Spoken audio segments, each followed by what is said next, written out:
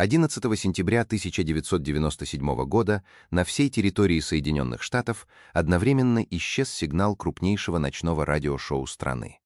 Более 500 радиостанций замолчали в одну и ту же секунду, а миллионы слушателей внезапно потеряли эфир. Это произошло именно тогда, когда мужчина, представившийся бывшим сотрудником Зоны 51, собирался раскрыть в прямом эфире информацию, которую, по его словам, не должны были услышать. Запись этого звонка сохранилась и до сих пор находится в открытом доступе. Но самое запоминающееся здесь вовсе не разговоры о пришельцах и секретных программах, а голос человека, который был уверен, что его вот-вот найдут. Прежде чем разобраться, что именно он пытался рассказать, нужно понять, кому он звонил и почему в ту ночь его слушали миллионы людей. В 90-е годы в Соединенных Штатах выходила ночная радиопрограмма, аналогов которой тогда не было нигде в мире. Она называлась Coast to Coast AM, а вел ее Арт Белл. Еще в юности он увлекся радио, позже служил на военной радиостанции во Вьетнаме, а затем построил собственную студию рядом со своим домом. Белл жил в небольшом городке посреди пустыни Невада. Каждую ночь, с полуночи до рассвета, он выходил в прямой эфир, который слушала вся страна. Программа транслировалась более чем на 500 радиостанциях. Иногда ее аудитория достигала 15 миллионов человек. В эфире обсуждали все, о чем не говорили на обычном радио: загадочные происшествия, неопознанные летающие объекты, теории заговора, секретные военные проекты и необъяснимые явления. Главной особенностью программы было то, что дозвониться в прямой эфир мог любой человек. Не существовало ни предварительного отбора, ни проверки личности. Если ведущий отвечал, можно было сразу начинать говорить. В ночь на 11 сентября Арт Белл открыл отдельную телефонную линию для людей, работавших на Зоне 51. Он предложил сотрудникам базы анонимно рассказать то, что, по их словам, скрывается за стенами одного из самых засекреченных объектов США. Один из звонков сразу привлек внимание слушателей. Мужчина тяжело дышал, его голос постоянно дрожал, слова давались с усилием, и каждую фразу приходилось прерывать, чтобы перевести дыхание. Незнакомец заявил, что еще совсем недавно работал на Зоне 51, но неделю назад его уволили по состоянию здоровья. С тех пор он скрывается, постоянно меняя место пребывания, потому что уверен в том, что его пытаются найти. Он повторял, что времени не осталось, что те, кто его ищет, скоро вычислят, где он находится. После этого мужчина произнес слова, благодаря которым этот разговор запомнили на десятилетия. Он утверждал, что существа, которых принято считать пришельцами, вовсе не являются гостями с других планет. По его словам, они существуют в иной реальности и уже давно проникли в высшие структуры американского военного руководства. Контакт с ними, как он утверждал, был установлен еще на раннем этапе космической программы. Но все, что эти сущности рассказывали людям, оказалось ложью. Затем разговор перешел к будущим катастрофам. Мужчина заявил, что правительство заранее знает о событиях, которые вскоре должны произойти, и уже готовится эвакуировать жителей крупнейших городов. Но делается это совсем не ради их спасения. Арт Белл пытался успокоить собеседника, просил говорить медленнее и объяснить все подробнее. Но тот снова и снова возвращался к одной мысли. Он видел нечто такое, после чего уже не мог смотреть на мир по-прежнему, и в этот момент связь неожиданно оборвалась. Голос исчез на полуслове. Через секунду в эфире уже была только тишина. Но прервался не только этот разговор. Одновременно пропал сигнал всей программы. Более 500 радиостанций потеряли связь, и миллионы слушателей по всей стране внезапно остались без эфира. Белл сразу начал проверять оборудование, однако сигнала не было. Технические специалисты сети тоже не понимали, что произошло. Наземная станция неожиданно потеряла связь со спутником.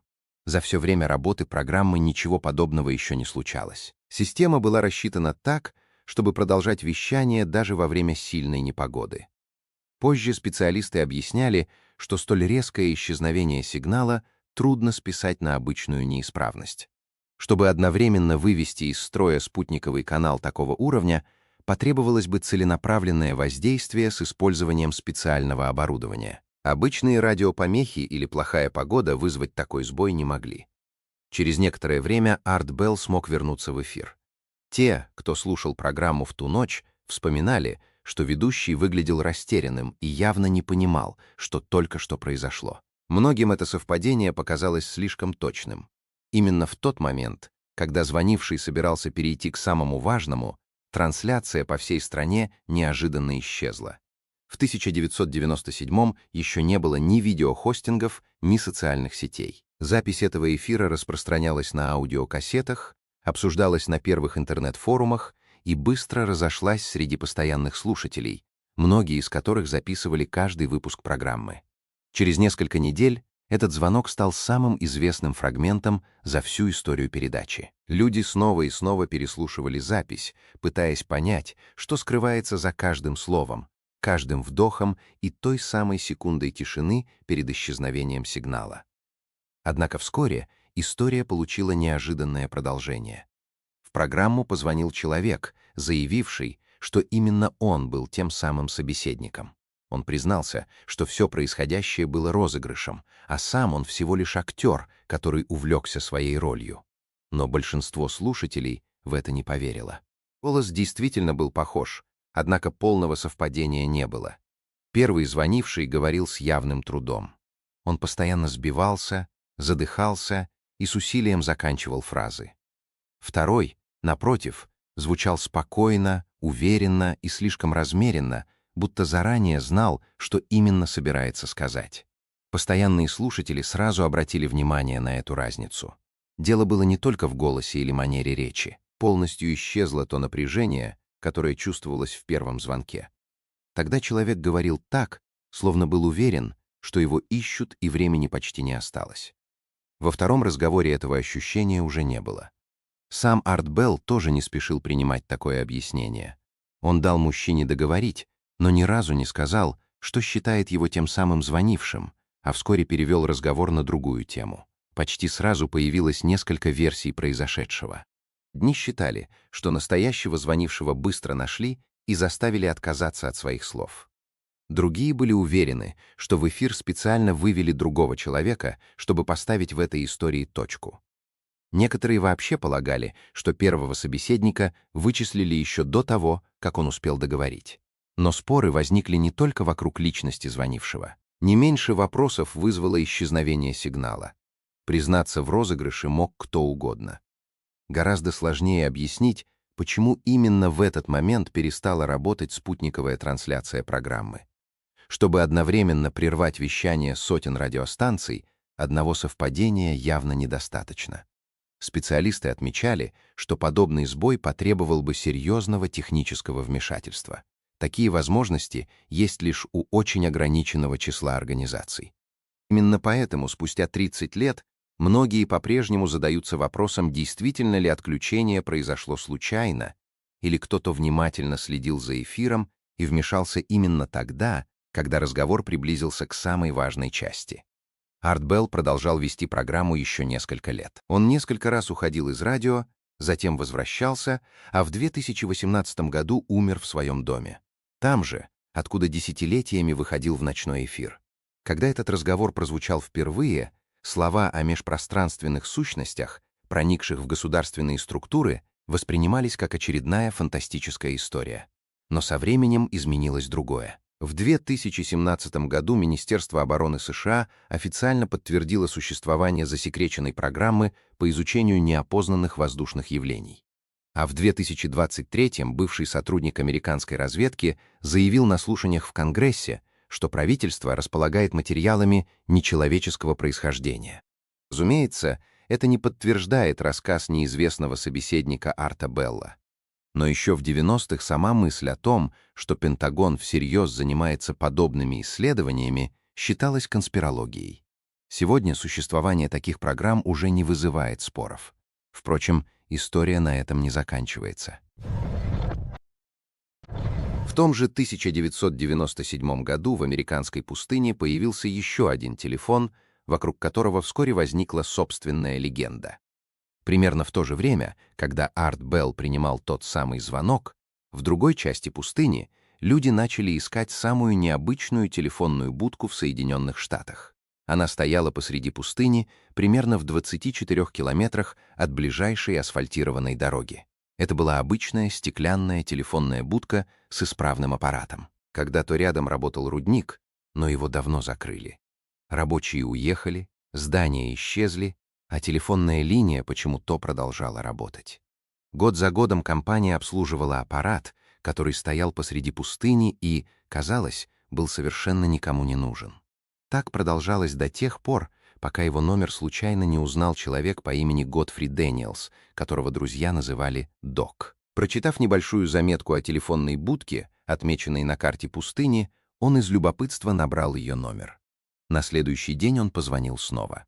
Потом еще раз. Очень быстро это превратилось в ежедневный ритуал.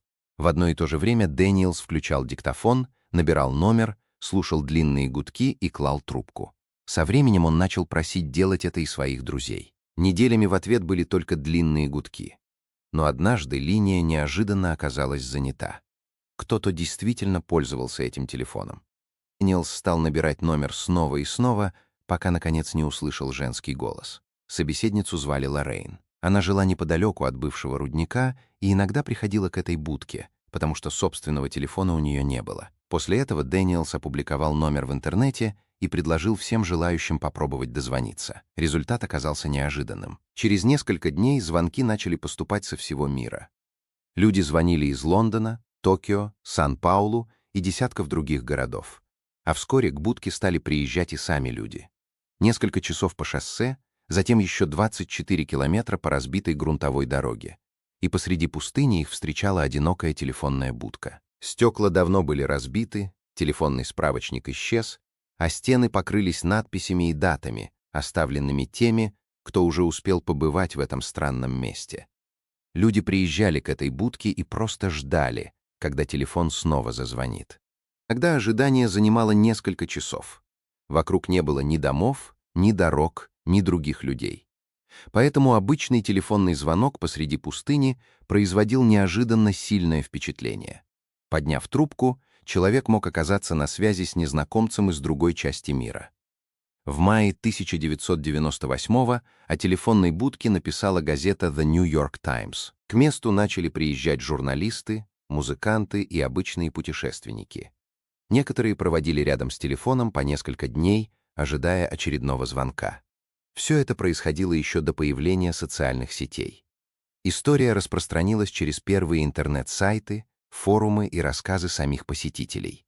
Со временем среди них начали появляться все более необычные свидетельства. Некоторые утверждали, что вместо обычного разговора слышали в трубке только помехи, низкий гул или неразборчивые голоса, слова которых невозможно было понять. Один из таких случаев получил наибольшую известность. Около 3 часов ночи мужчина один ждал звонка возле телефонной будки. Когда телефон наконец зазвонил, он поднял трубку и услышал тихий голос, который произнес всего 3 слова «Я тебя вижу». Мужчина сразу осмотрелся, однако вокруг не оказалось ни одного человека. Он положил трубку, но через несколько секунд телефон зазвонил снова. Подняв ее во второй раз, он вновь услышал ту же самую фразу. После этого мужчина больше не отвечал на звонки. Он уехал и позже рассказывал, что так и не смог понять, кто мог произнести эти слова посреди ночной пустыни, где на многие километры вокруг никого не было. Со временем появились и другие подобные свидетельства. Некоторые посетители рассказывали о странных звонках, во время которых вместо обычного разговора слышались помехи, низкий гул или голоса, слова которых невозможно было разобрать. Другие вспоминали необъяснимое ощущение, будто за ними постоянно кто-то наблюдает, хотя вокруг не было ни души. Были и те, кто рассказывал о необычных огнях в небе или о слабой вибрации земли рядом с будкой. Проверить эти истории невозможно. Однако именно они постепенно превратили обычную телефонную будку в одну из самых известных легенд пустыни. Одни были уверены, что это всего лишь совпадение и богатое воображение посетителей. Другие считали, что это место связано с чем-то, чему до сих пор нет объяснения. 17 мая 2000 года телефонную будку демонтировали, а линию окончательно отключили. Официальной причиной назвали ущерб территории национального заповедника. Из-за большого количества посетителей вокруг появлялось все больше мусора, а автомобили оставляли следы на охраняемой природной зоне. Через некоторое время на ее месте появился небольшой памятный камень.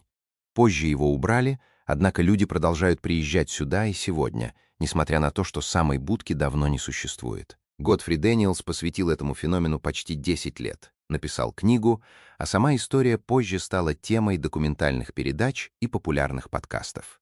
Если посмотреть на все это без мистики, речь идет всего лишь о забытой телефонной линии, оставшейся после закрытия рудника.